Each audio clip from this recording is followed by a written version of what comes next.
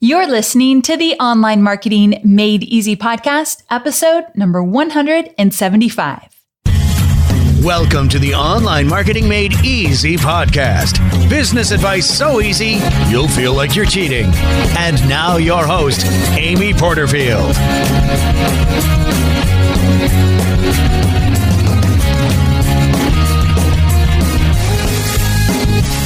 Well, hey there, Amy Porterfield here, and welcome back to another episode of the Online Marketing Made Easy podcast.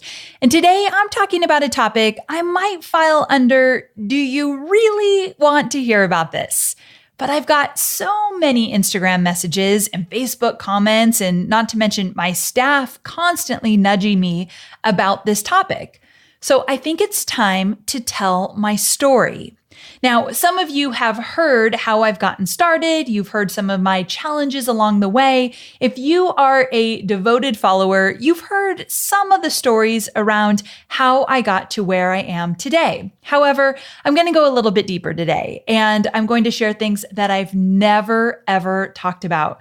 I'm going to talk even more so about my time with Tony Robbins and what that was all about and how it shaped me and what didn't work while I was there and what really helped me. So I'm going to get into a lot of specifics, not just about the Tony Robbins experience, but about all of my work experience leading up to having a multi-million-dollar business selling online courses and nothing else. I don't do consulting. I don't do masterminds. So I've built my business around online courses, and I want to share how I got to where I am today. And the reason being is because I love to hear about other people's stories. So when you all started to ask me about this and asked me to go in more depth about the topic, I thought, first of all, that sounds very indulgent. But then I thought, I love to hear about other people's stories. So maybe you would enjoy hearing about mine as well. Now, I won't give you I was born on a rainy night in December and my mom insisted she take one more client, she was a hairstylist, before she was ready to go to the hospital. And of course, when my mom showed up at the hospital to deliver her second baby girl, that was me, her hair was of course perfectly styled and her makeup was flawless because that's the kind of mom I have. No. I won't go into all those extra backstory details because I'm going to spare you that kind of stuff. However, I will share all the details around how I got here and how I made a progression toward the entrepreneur that I am today. So no weird childhood stories. I just wanted to tease you with that one little one because that definitely is how my mom is. She cracks me up. But no childhood stories like that. We're going to get to the nitty-gritty, the good details that will actually make an impact, hopefully, in what you're doing in your business as you're building something that you absolutely love and are working so hard to make bigger or better or scale it or whatever it is you're doing right now in your business. Now, I'll break it down into 5 phases overall of how I went from corporate to consulting to courses and share some of the aha moments and the big takeaways and lessons. So I'll share some of the knocks that I took, some of the wins that I experienced, and of course, some of those, if I only knew what I know now, thoughts and insights as well. I think the overarching theme is that despite the setbacks or the obstacles that I felt along the way, I always move forward. So to me, going back was never, ever an option. And quite honestly, thinking about going back was just too painful. So I've always looked to the next step, telling myself, okay, if I can get through the stuff that's going on right now, whether it be a failed first launch, a tiny emailed list, someone said something not so nice about me online, whatever it might be, I think if I can get past this, there has to be something better out there waiting for me. So that outlook, that promise to myself has always driven me. My hope is that my own story and the many phases I have already gone through in my own business will inspire you. And I think you may start to see a few patterns that you can apply to your own life and your own journey as an entrepreneur. So let's go ahead and dive in. Here's how I planned for this episode. Oh, you know I plan for this stuff, right? If you happen to be at Podcast Movement a few months ago, I did a panel with John Lee Dumas and Pat Flynn. And it was so funny because we each talked about how we plan for our episodes. And it was almost embarrassing how much I plan compared to those two guys. However, I also know this is my style. This is how I know I show up and do a good job. So to each their own. Speaking of podcasts, I wanted to let you know that I have an episode coming up where I give you my entire podcast process project plan. That's a mouthful, but I give you the entire rundown of how we do my podcast behind the scenes. So if you've been thinking about doing a podcast or you're doing one and you're just curious as to what mine looks like behind the scenes, there's an entire episode coming up just for you. Okay, so back to how I planned this episode. I've broken it up into the different phases. So starting with corporate, that's phase one. And as I tell you my story within each of the phases, I'm going to give you key learnings and my turning point, which is what actually got me to move on to the next phase. Usually there was some pain and the pain outweighed the good, but it also might have been an opportunity or something that I just couldn't pass up. So I'm going to give you my learnings and my turning point as we transition into the next phase. So again, we've got 5 phases to go through. And also you might be saying, okay, Amy, you've talked about phases in episode 105. Okay, to be quite honest, if you were able to say episode 105 when I talked about phases, that's pretty impressive. So anyway, in episode number 105, I did talk about the 2 big phases in your business. And the episode was called, Where Do I Start? And I talked about phase 1 being focused on how you will make money right now. And phase 2 was moving into the ultimate business model that will work best for you and your ideal customer avatar. So in phase 2, you're creating a business and a life you love. So that was in episode 105. If you're just starting out, you definitely want to find some time to listen to that episode. I'll link to it in the show notes. But today, these phases are just my own personal phases of moving from corporate into creating courses. Good? Okay. Now, I often start with my corporate career saying that I worked for Harley-Davidson motorcycles, which is true. I started at the dealership level in Ventura, California, which is kind of near Santa Barbara, where I went to college. And so I got to work at the dealership levels. There was 1 dealership. When I left, we had 2. And I worked on the events and the promotions related to the special rides they did, the motorcycles that were coming out. It was the time of the V-Rod. So for any Harley enthusiast, you know what I'm talking about. And so it was a really fun time. It was during their 100th anniversary. So I got to work on those types of celebrations. I learned marketing, I learned promotion, and specifically, I learned what it meant to create a tribe versus just an audience. I mean, these people were diehard fans of the brand and what Harley was all about. They tattooed the logo on their arms. I mean, they were serious. So I really, truly learned what it meant to create a tribe and really a movement around a business. So of course, it started out with just about motorcycles, but it became so much more. So that was really exciting, a lot of fun. But what I've never talked about is before that, I worked as an intern when I was in college. And then one of my first jobs out of college was for a nonprofit. And the nonprofit was called Dream Foundation. And we granted last dying wishes to adults. So it was like Make-A-Wish for adults. You had to be in your last year of life and you could make one final wish. And it was a pretty beautiful experience. So I feel like a lot of my compassion and a lot of my genuine care about people came from my experiences working with the Dream Foundation. The founder, Thomas Rollerson, was a dear friend of mine, and he really taught me what it meant to care for people at a level beyond anything I ever knew. And so I got to see people in their worst moments of their lives. And their dreams were typically about how they can spend more time with their family and create experiences. And that whole idea of creating experiences has stayed with me in everything I do in my business. And while I was preparing this podcast episode for you today, I was thinking about the fact that that's what I learned from the Dream Foundation, how to create experiences that live beyond your actual life. I mean, that's how drastic and dire their situation was. And so if I could take just a little of that and create experiences in my own business today, I feel like I'm creating a business that truly matters. So I want to infuse even more of those experiences into what I'm doing moving forward. So I actually had a learning moment as I was preparing this episode, like, Amy, what experiences can you create? Because I feel like I've gotten away from it a little bit.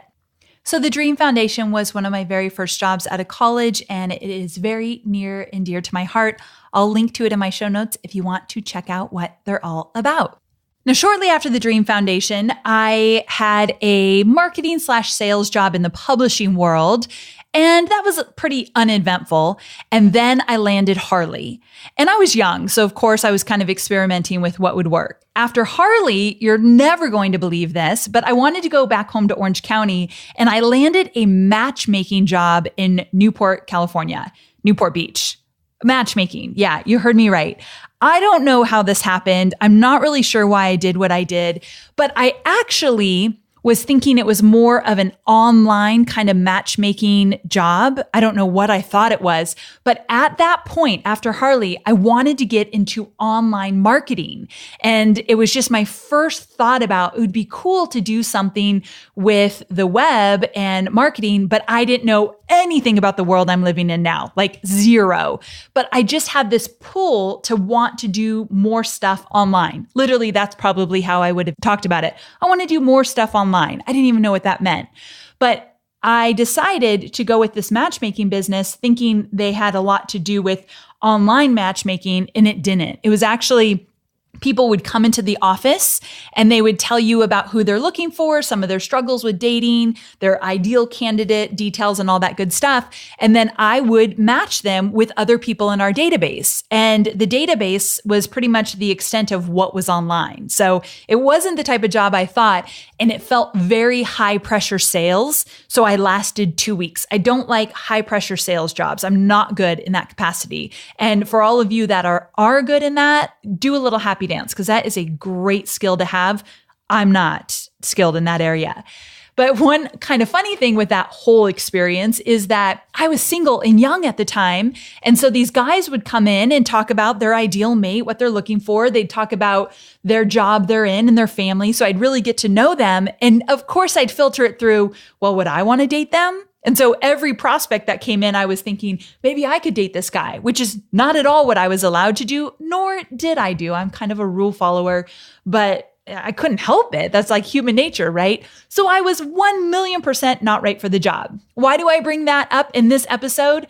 I think it's important that we have some really big failures in our corporate experience so that we know what we want and what we don't want. So if you're in corporate right now, or if you look back and you feel ashamed of all the jobs you've had and all the missteps along the way, let's just celebrate those. And all you need to tell yourself is, I know what I don't like to do, what I'm not good at, what I don't want. And so I look back now and think like that was a great 2 weeks. Literally, I think that's all it lasted, because I learned no high pressure sales jobs. I can't do it. Plus, I'm pretty much not a good matchmaker. I decided that as well.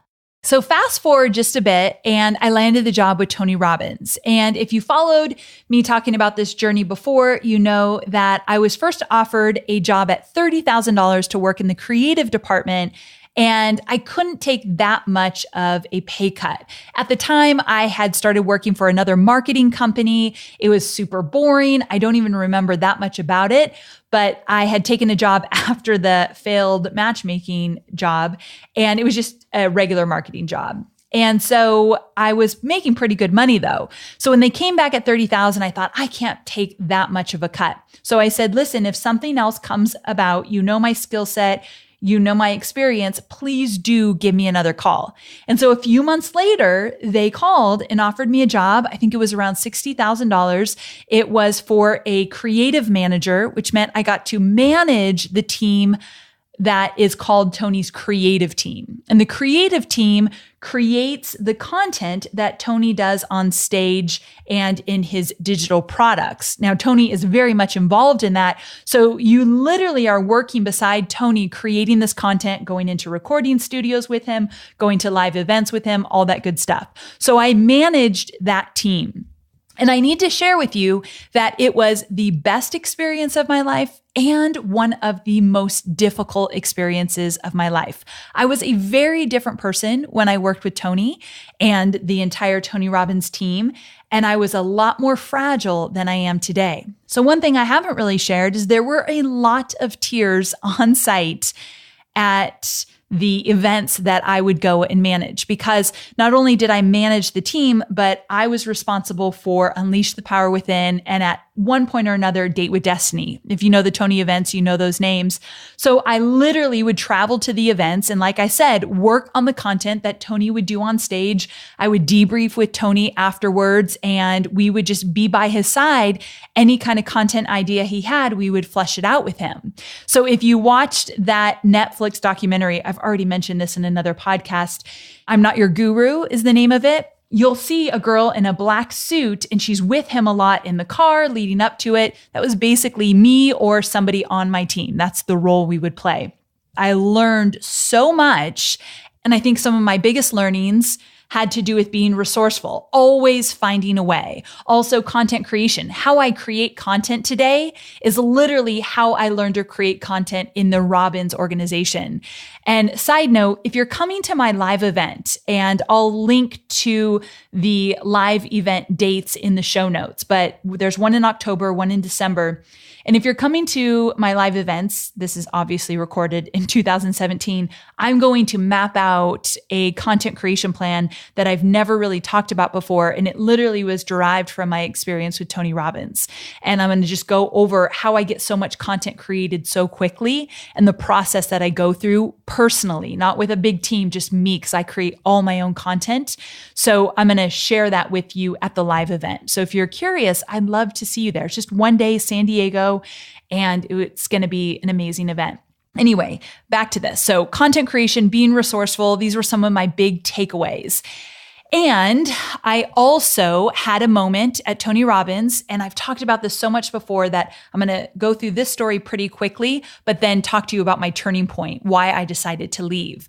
So before I get there, what happened was, before I decided to leave, I was asked to take notes at a meeting that Tony was doing with a bunch of internet marketers. And I mean, talk about humbling. I was literally a note taker in this meeting. And no matter if I was a director getting paid six figures, you always are taking notes one time or another with Tony because he loves to have a debrief of everything he does, which is another great takeaway. He can always go back to this meeting or that discussion, and we always have notes on it. And I thought that was a really cool strategy that he uses to never lose any insights, tips, strategies, anything that he comes up with or the team comes up with. So anyway, I was asked to go to this meeting to take notes. I wasn't even at the main table. I was at a side table. And the guys that walk into this meeting were Frank Kern, Eben Pagan, Jeff Walker, so many others. And those are just some of the few that were at the table. And it was amazing because Tony asked them, he went around the table and said, "Tell me about your business." And each of the guys talked about their lifestyle, all the freedom that they had and the ability to create and try new things and launch this and launch that. And we at the time were not into online launching at Tony Robbins. And so this whole idea of an online launch was completely foreign to me, but it was one of those moments that my heart just started beating like crazy. Like, what are they talking about? And I need that. Now, I was very aware that there was not one woman at this table. Now, this was back in, let's see, like 2006, 2007, maybe. So I think it was a time when there were even fewer women in this entrepreneurial space as we see it today. But I just was very aware there's no women. And it was a good old boys club. Like Frank Kern was in his t-shirt, board shorts, flip-flops, that kind of thing. So it just felt very like another world to me. That's what it felt like. But I was curious. And so after that meeting, I turned in my notes, did what I needed to do, but I thought, I have to have a piece of that. I have to be a part of whatever the heck they're talking about. So what I did, and this is part of my secret to success, is that I figured out a way to get in there. And for me, it meant that I asked to move to the marketing department and work on some of those launches. And even if I had like a job that was just like a little worker bee, putting together documents or creating content around this or that, as long as I was in the launch, I was happy. And the greatest thing about the Robbins organization is they let me be a part of that. They said yes. They let me work on these launches. Of course, it was long hours. It was grueling. I'm sure there were more tears. I think I was more of a crier back then than I am today, embarrassing to admit, but I got to work on online launches. I got to see what Frank Kern was suggesting. He became a consultant at the time. It was just amazing. And then around the time, Tony also wanted to create New Money Masters, which was a product. I wish he would do it again. It was so good, but it's outdated now for the most part. But basically, he interviewed online marketing experts, Brendan Burchard and Russell Brunson, of course, Jeff Walker and Frank Kern, Dean Jackson. That was another big name that I was like, oh my gosh, tell me everything you know. So he interviewed these guys and I got to work on that digital product. So again, I got to get in it. And so if I wanted to make this more actionable for you, or more valuable, I should say, ask yourself right now, where do you need to get in it even more? Because it might just mean that you need to inject yourself in some different experiences and situations that right now you might think, no, that's not an option, but it always is an option. I mean, asking to move to the marketing department, it's not like I wasn't freaked out to do it, but I just was like a tiger. I had to be a part of that. And so that was my moment of thinking, there's another world out there. I had no idea, but I need it. And up until that point, I promise you, I had never, ever thought about having my own business. If you said, Amy, one day you'll be an entrepreneur, I'd say, what does that even mean? I don't get it. So just back in, let's say, 2006, 2007, even 2008, I don't think I ever would have thought I'd have my own business. And I didn't think I had any skill set that would translate to my own business. I've said this before, but I have a really good girlfriend. Her name is Gina. She actually helps me with my podcast outlines because we would pitch and catch content with Tony Robbins together. So I just love her style. And I remember saying to Gina, you are a writer. You are a skilled writer, and you would have something that would translate into, let's say, being a consultant if you ever left here. I have nothing that would translate. I don't know if she'd even remember me saying that, but it felt like yesterday. And she looked at me like, you're crazy. Everybody has something that would translate into you building your own thing, being your own boss. And I'll tell you right now, I believe that. I really, truly do. At the time, though, I just couldn't see it that way. So I'm spending a little bit more time on the Tony story because this is the one I get asked about the most. And also I get asked, why would you ever leave a well-paying, really exciting job with Tony Robbins? And the answer to that, and this is my turning point, is that I finally, after all those experiences of getting to work on online launches and taking notes in that one really cool meeting that kind of changed my life, after all of that, I thought, I am bursting at the seams to be my own boss. I wanted nothing more than to call the shots and to dictate my own hours and create the kind of content that I was most excited to create for my own business. Can I get an amen? I know that some of you are still in your 9-to-5 corporate job, and I bet you're getting close to that point that you are bursting at the seams. And here's the advice that I want to give you. And that is that you have to listen to your gut in this, because I promise you, there is never a perfect time to leave corporate. I mean, I had actually gone part-time. I was setting things up. So I had some clients that were waiting for me when I actually took the leap. But I'll tell you, I did not have enough money saved. That was for sure. The challenge was the first 2 years out of corporate, we went into debt. And I did not love those times. And it was really hard because we were just married. So I wish that we were more ready financially for me to go out on my own. But I listened to my gut and I listened to my heart and I realized I can't do this anymore. And I didn't want to get resentful. That wasn't fair to anybody. And so I finally took the leap when things were not perfect, but I knew if I don't do it now, I may never do it. So I think that you just got to get to that point. I know a lot of moms say you will never find the perfect time to have a baby. There's just never a perfect time. Well, I tease that there's never a perfect time to birth your online business, but you will know when it's time to take that leap. I really do believe that, as long as you don't allow fear to take over and you become paralyzed and you never leave. So the turning point for me, why I finally left Robbins, had to do with two different situations. Number one, I was traveling like crazy when I worked with the Robbins organization. I mean, I can't complain. I went to Namali, which is Tony's personal resort in Fiji, where we recorded his very last infomercial. That was cool. I've been to London, in the Philippines, and Gold Coast, Australia. So I got to travel to amazing places. But I just traveled way too much. And that was around the same time that I was getting serious with J.O.B. And I was never around. And that's really hard when you meet somebody that you want to spend all of your time with.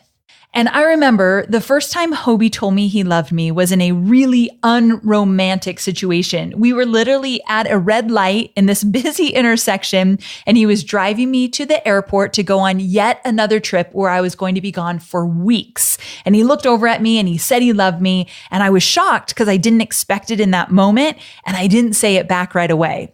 I said it like 10 minutes later. So the running joke in our relationship is that he loves me more than I love him because I took forever to say it. Not true, but he puts that on me all the time.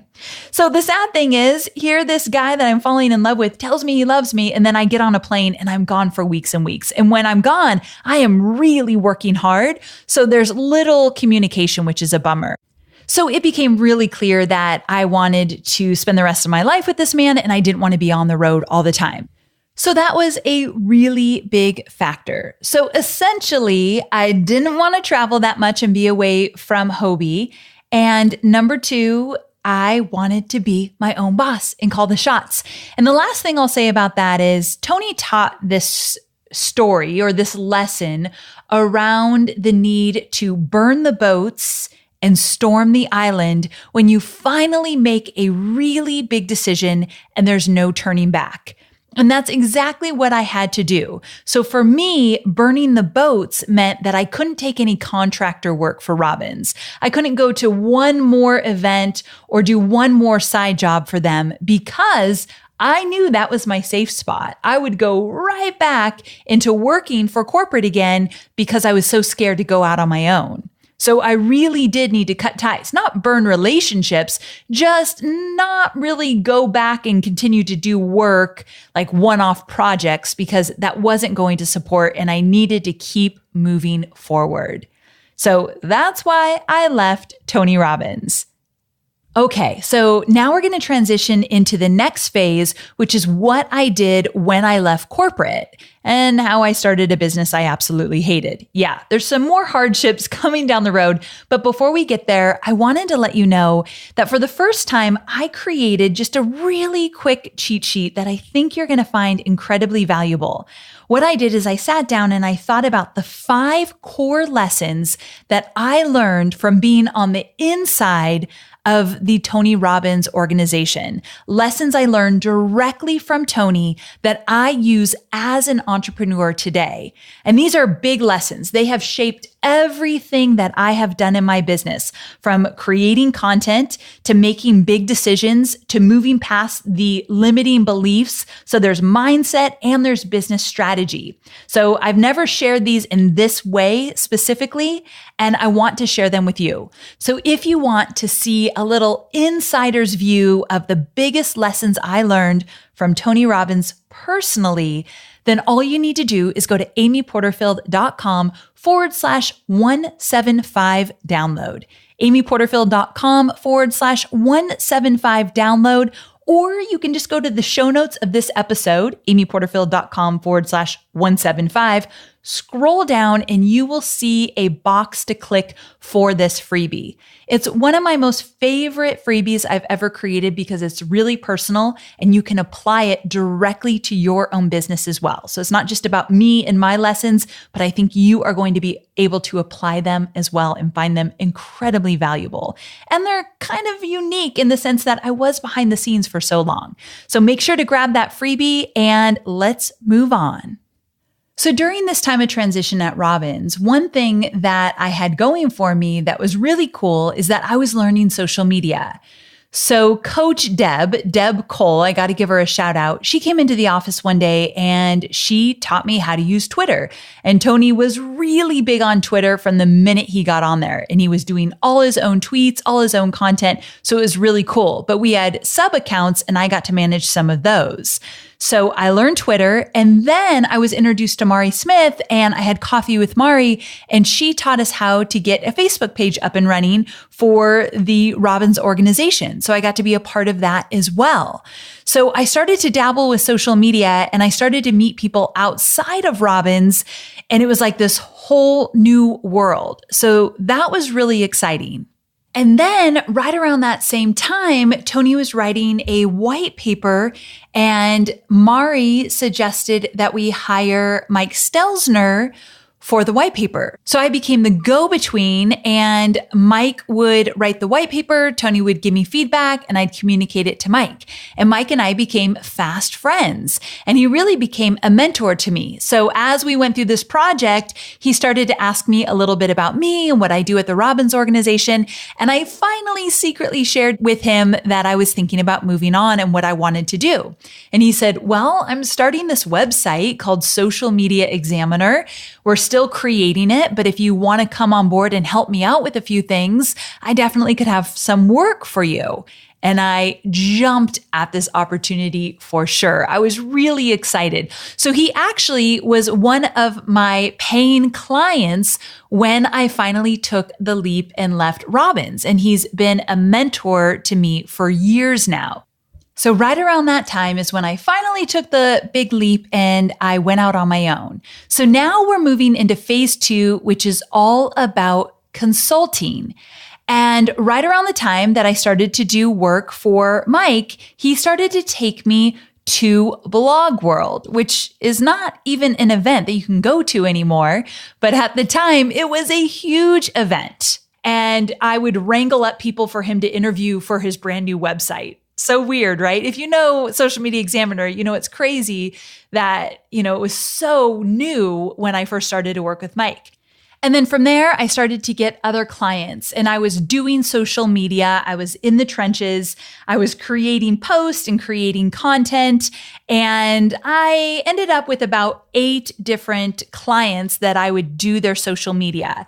And this one I've talked about a bunch. I hated it. I did not like consulting work because it totally felt like instead of having Tony Robbins tell me what to do and give me my assignments, I had like 8 mini Tony Robbins calling me at all different hours, setting crazy expectations for me. Just basically, I felt like I had a bunch of bosses.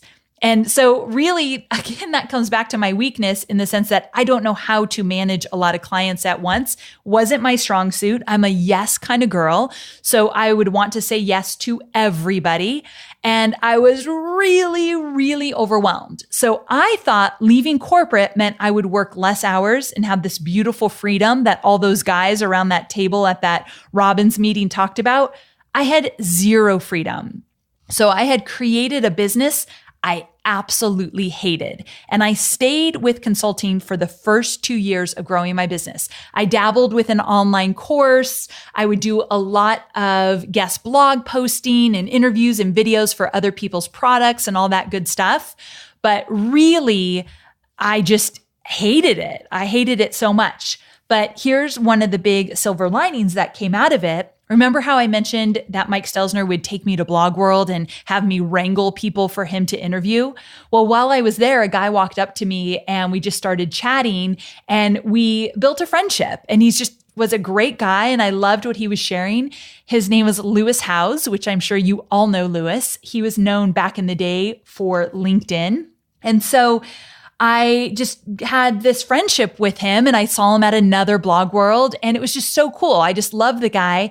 And then one day we were having a conversation and he said, Amy, you're getting known for Facebook. I have a big email list. I have a really good network. Why don't you create a Facebook product and I'll market it with my then partner. He was partnered with Sean Malarkey. And so Sean and Lewis and me basically created FB Influence, which was a $97 Facebook 101 program. And we marketed the heck out of that. And what was cool is we used affiliates. So it was my first experience with affiliate marketing and also basically doing webinars. I had never done a successful webinar until I started to promote FB Influence. And we did like hundreds of webinars because Lewis and Sean would say, okay, great. We have 10 affiliate live webinars you're doing this week. So I became a webinar machine, which is why I got so good at webinars. When you do it over and over and over again, you're going to get good at it usually, right? So this was all around the time I was still doing consulting. And from the success of FB Influence, I was able to finally let go of consulting and I moved into my online courses. Now, two things I want to say about that, because remember, I promised you I'd talk about the turning point. One turning point was that I actually started making money with FB Influence, so I didn't need to take on more clients. But there were two other stories behind that I think are more relevant to you and what you're doing, because not everybody's going to get that opportunity where someone's going to say, hey, create a product with me, and then it's a great success. Before that, I had some failed launches. I created some of my own online courses that didn't do well. So I had those missteps along the way, but I was consulting, so I still brought money in. But as you know, if you're consulting or if you have a side gig and a real gig, creating a course is really, really hard. Meaning my real gig was consulting, my side gig was creating this online course, and it's just hard to do both. And so I eventually made it work, but it was great to be able to let go of most of my consulting. But again, two things I want to share with you. When I left Tony Robbins, I got into a paid mastermind with Marie Forleo, and it was a lot of money. I was super embarrassed to tell anybody I was doing it because no one really understood what a mastermind was all about. But we met 4 times a year. I think it was like $17,000. We met 4 times a year, and then we did monthly check-ins with Marie. And I did it for 2 years, and they were during my consulting times. And I would get in my hot seat, and Marie would say, why are you still doing this consulting? Like, you need to move on. You don't like it. You don't want to do it. And she said it so much that I finally got the fire lit and I decided, okay, I really do need to make this change. And so having somebody else kind of look at my situation and say, you're crazy, you need to fix this, that was huge for me. And so Marie was a huge, huge player in my success, especially those first 2 years. Hence why I promote B-School at the level I do. It changed my life. And so I'm a huge fan of that program. I'll promote it again in February. I always do an amazing bonus package. So if you've never thought about B-School or you've never signed up, definitely pay attention in February and March when we start to talk about it again. The other turning point for me, beyond Marie saying get it together, Amy, you've got to make a change, was that again, I had this client. It was a big shot entrepreneur, online entrepreneur, and he was a jerk. And he did huge launches, made a lot of money, but I just didn't like how he talked to his team, and I didn't like how he talked to me. And there was one situation where I was traveling and something wrong happened with a webinar he was doing. And he called me up again, God knows what I need, because he called me up and he screamed at me. And he was so mad and put it all on me. And I'm not one to make excuses, so I was part of the whole project, so I just took it. But I hung up, and that moment I said, oh, hell no, never again. I need to change something. So with Marie telling me, let's change your business model, with that one entrepreneur screaming at me, and I thought, I'm not going back there to having another boss, which it felt like I did. And with the success of FB influence, it all came together again. And if I didn't pay attention to what was going on, if I didn't open myself up to new opportunities, and if I didn't do it scared, I would have never transitioned into the next phase, which was courses. Now, this next phase, I call it courses when I didn't really know my niche or niche, whatever. That word just kills me. So let's say niche today. So phase 3 would be courses when I didn't know my niche. Now, remember, I did FB influence and I didn't know who my niche was at all. And I'm not exactly sure the perfect niche for that program. It was so long ago, but it did well because I didn't do it on my own. But also I had created other courses that I marketed. I did a simple social media formula, I think is what the program was called. And it was a great program all about social media, but I didn't know who I was marketing to, who it was perfect for. So I didn't know how to create the benefits and the value of it. So that program on its own kind of failed miserably compared to kind of what I can do now. So I think you need a phase 3. I think you need to experiment even when you don't know who your ideal avatar is, because if you put some stuff out there and start asking questions and start paying attention, you will understand who your avatar is if you make it your mission.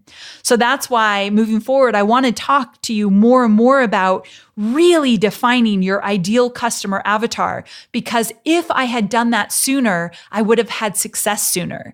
Because really the first 2 years, I wouldn't say I was successful at all. Moving into the third, I started to make some good money, but it wasn't until I nailed down my avatar that the $1 million launches happened.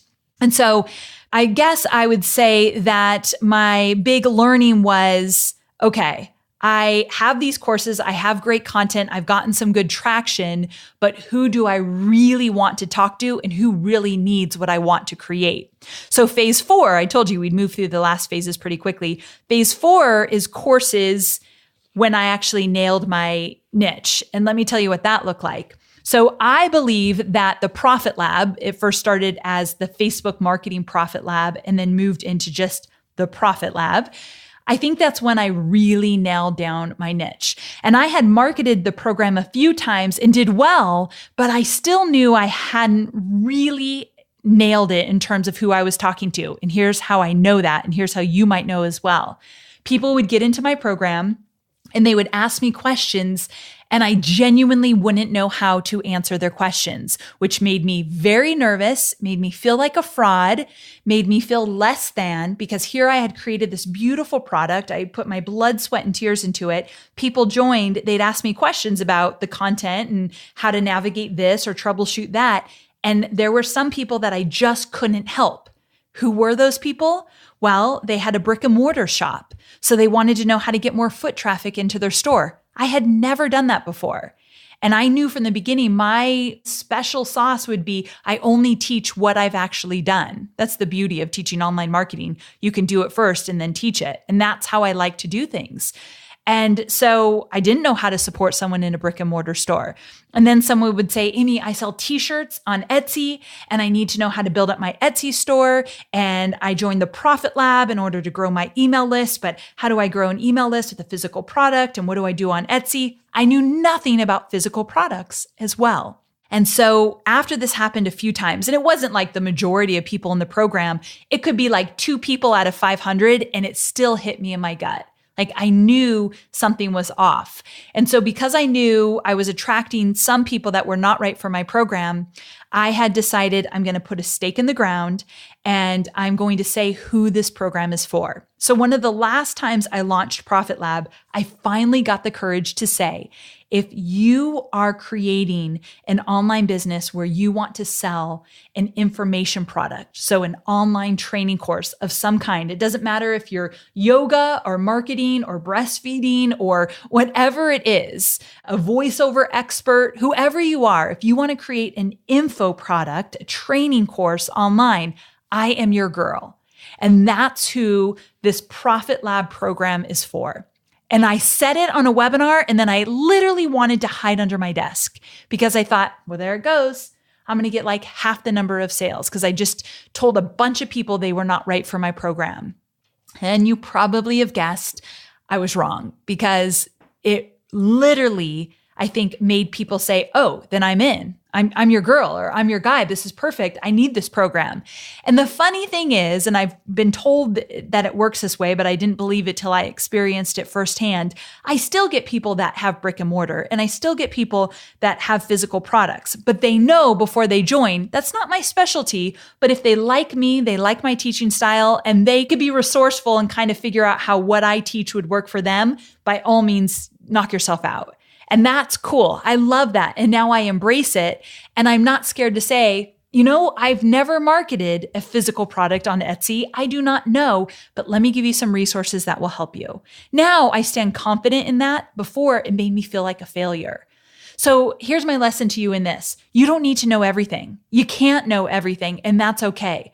But if you find that sweet spot between knowing exactly what you want to teach and who you want to serve, and you find the audience that is so excited to learn what you have to offer, that sweet spot makes you love your business and get up every morning and get excited to work on it.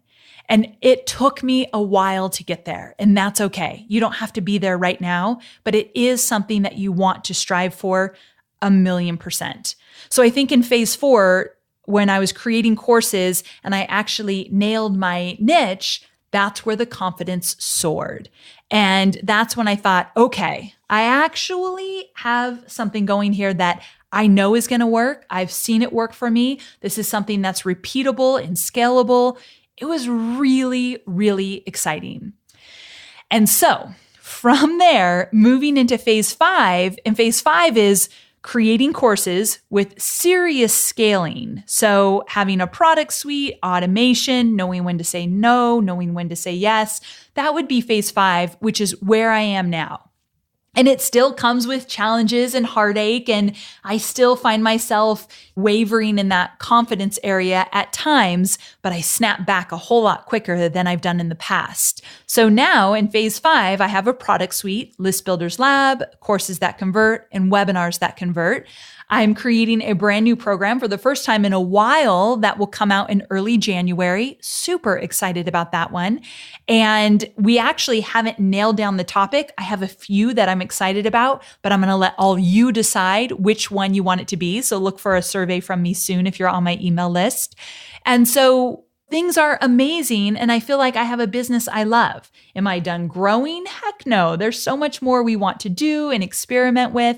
But I feel like getting to phase 5 took a lot of big decisions and small decisions. I think, taking action every day, taking those hardships with the wins, just knowing that there's something bigger and better waiting for you, all of that played a part.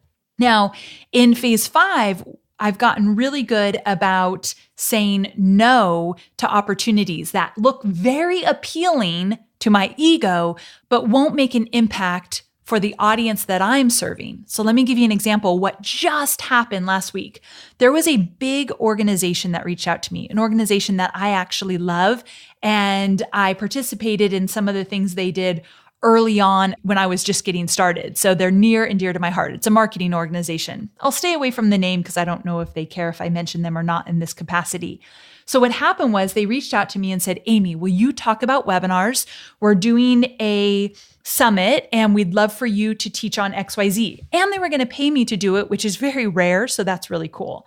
So I said, yes, I'd love to talk about webinars anytime I get that opportunity, especially in front of a really big audience like they have.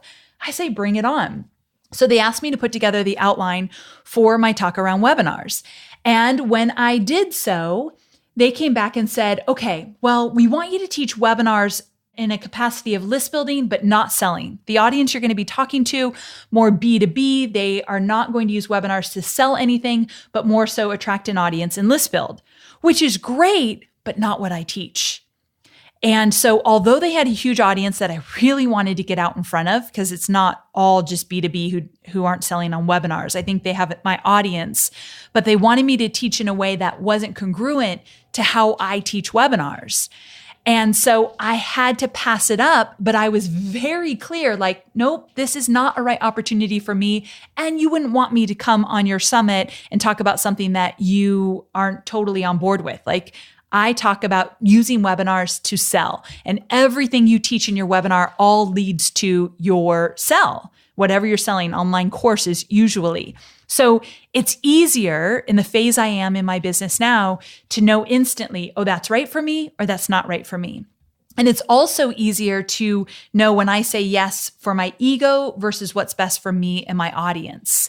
And sometimes I want to say yes just because it will make me look good. And then I often resent those yeses because it's work that I don't want to be doing, or it's not moving me forward in the way that I want it to move me forward. So I think those are some of the biggest lessons I've learned in phase 5. Know when to say yes, know when to say no. And I did an episode about this whole idea of saying no more than you say yes. And I'll link to it in the show notes if it's something that you struggle with.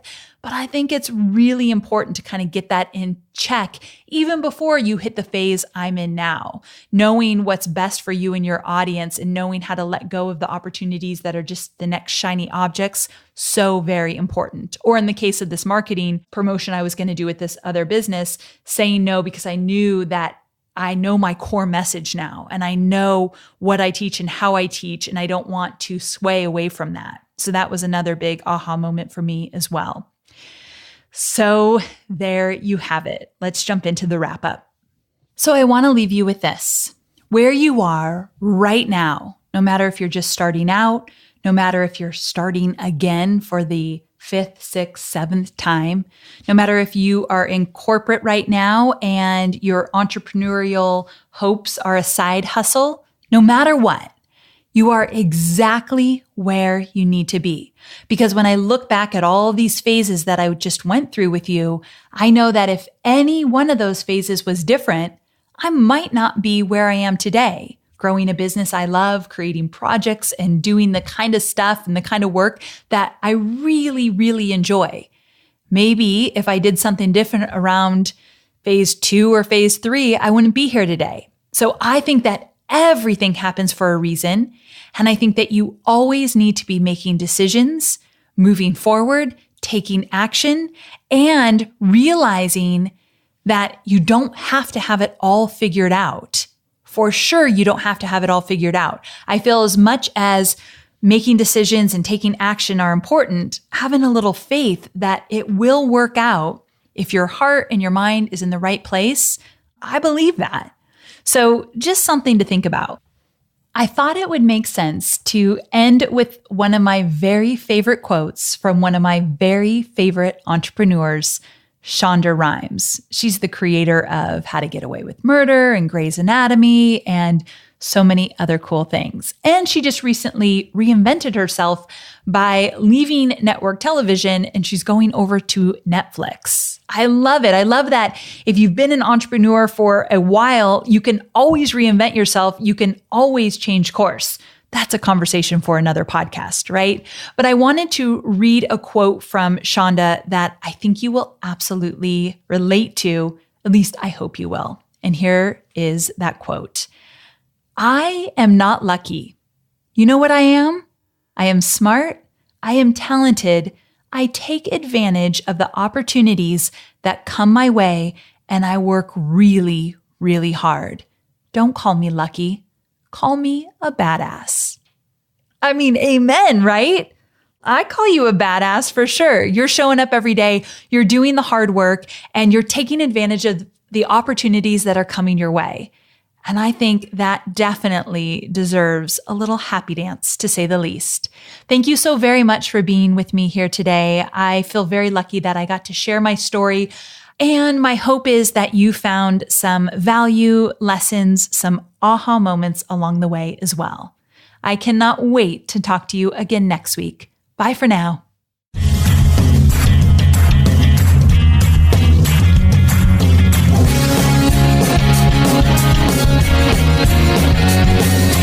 Thanks for listening to the Online Marketing Made Easy podcast at www.amyporterfield.com.